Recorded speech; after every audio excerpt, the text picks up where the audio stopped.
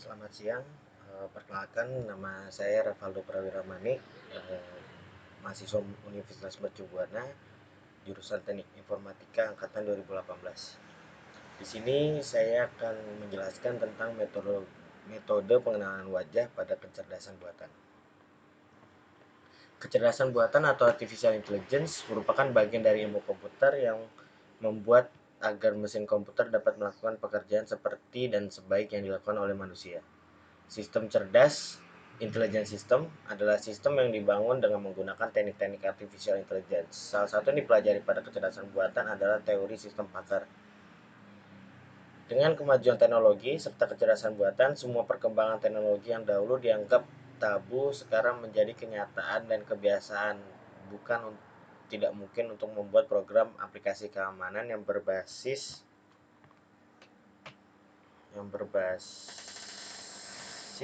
pada pengenalan wajah dengan kecerdasan buatan serta sistem Pakar juga menggunakan metode Eigenface.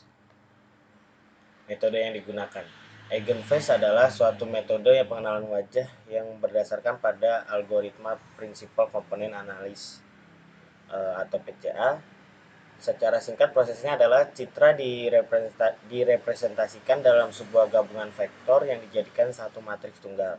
Dari matriks tunggal ini akan diekstraksi suatu ciri utama yang akan membedakan antara citra wajah satu dengan wajah lainnya. Citra yang digunakan adalah citra digital dengan format grayscale untuk mempermudah komputasinya.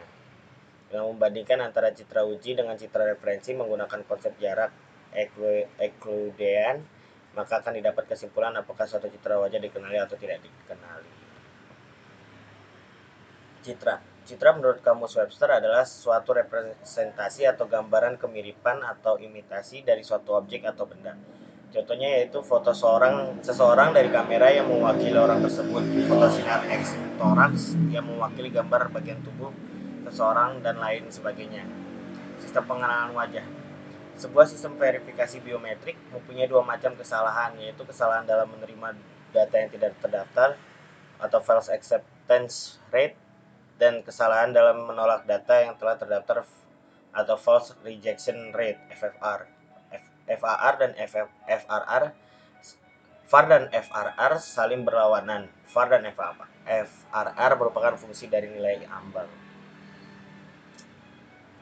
Berikut perbedaan kecerdasan buatan dan program konvensional.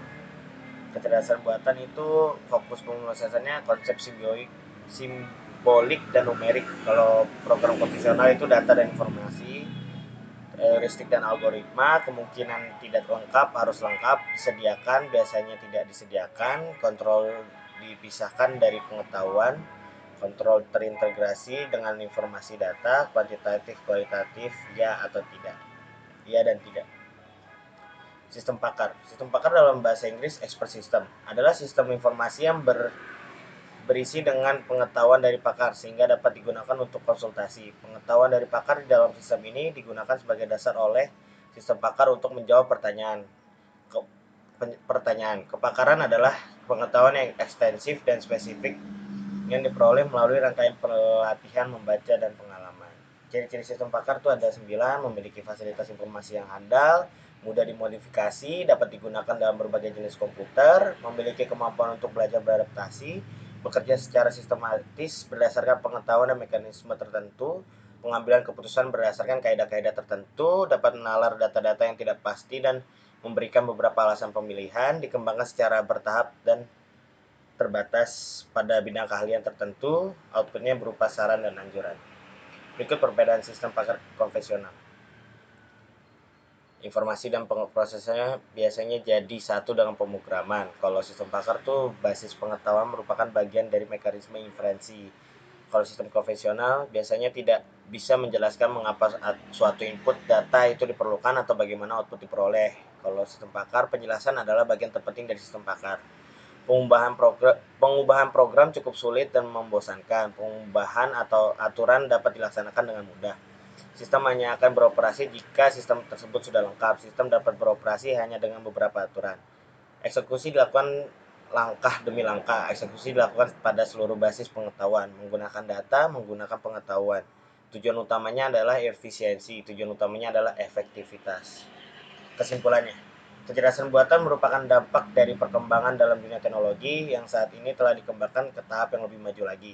Sistem pengenalan wajah pada sistem keamanan gadget yang berbasis citra sudah bukan hal yang tabu. Ini merupakan salah satu bidang kemampuan dalam kecerdasan buatan yang dapat diimplementasikan dengan metode Eigenface. Dengan itu kita ketahui bahwa sistem pengenalan wajah saat ini merupakan sistem keamanan wajib yang perlu diterapkan pada gadget karena persaingan pasar. Sekian dari saya, kurang lebihnya mohon maaf. Saya akhiri video ini. Terima kasih.